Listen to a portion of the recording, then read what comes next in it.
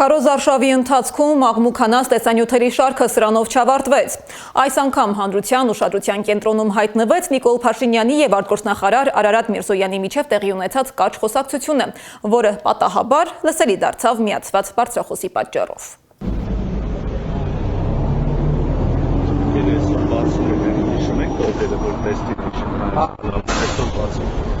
Welcoming text ակնհայտ խոսնակի կոմենտ, բայց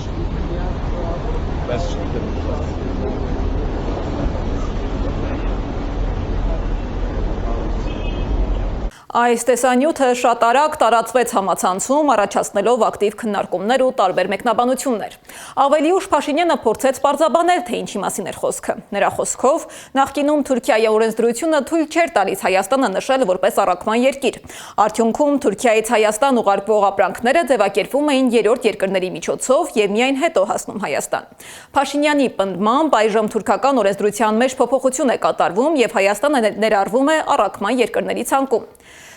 Իսկ միթե հենց այդ պահին պիտի արտգործնախարարը հայտներ այդ լուրը երկրի ղեկավարին։ Իսկապես պատահական լսված խոսք էր, թե քաղաքական հաշվարկված քայլ, որովհետև քարոզարշավի ամենաթեժ փուլում նման պատահական տեսանյութերը հաճախ դառնում են տեղեկատվական օրակարգի գլխավոր թեմա, ստվերելով մյուս կարևոր հարցերը։